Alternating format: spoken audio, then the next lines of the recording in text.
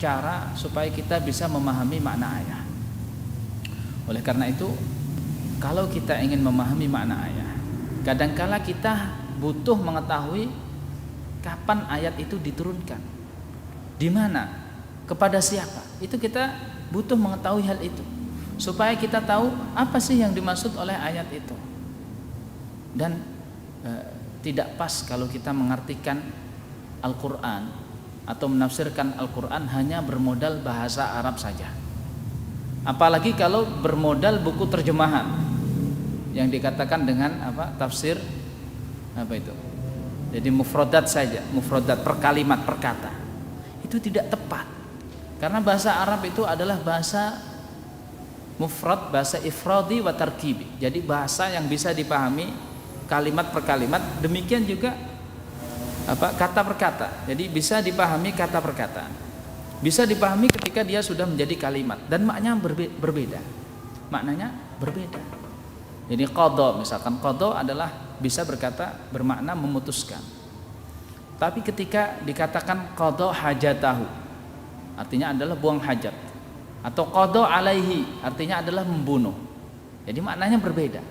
Maka tidak bisa kita berpegangan kepada buku terjemah lafzi yang diterjemahkan per kata. Kemudian kita akhirnya menjadi mufassir seperti Ibnu Katsir, tidak bisa. Tidak bisa.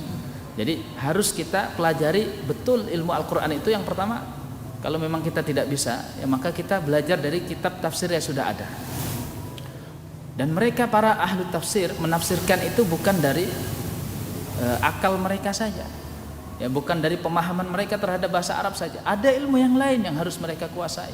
Di antaranya adalah ilmu sunnah, hadis. Karena yang paling paham dengan Al-Quran itu adalah Rasulullah SAW. Kemudian ilmu dengan asar, ilmu dengan asar sahabat, ya perkataan para sahabat. Karena yang paling paham terhadap Al-Quran setelah Nabi Muhammad SAW adalah sahabat. Kemudian di antaranya adalah asbabun nuzul. Ya, makanya di antara manusia di zaman kita ya, banyak sekali mereka yang mengkritisi Al-Quran. Subhanallah, Al-Quran dikritisi. Makhluk apa mereka sampai berhak untuk mengkritisi firman-firman Allah SWT? Ini bukan Al-Qurannya yang salah, bukan mereka menunjukkan kepandaian mereka, justru ini menunjukkan tentang kebodohan mereka. Justru mereka yang tidak paham terhadap Al-Quran, sehingga pemahaman mereka tidak sejalan dengan pemahaman Al-Quran.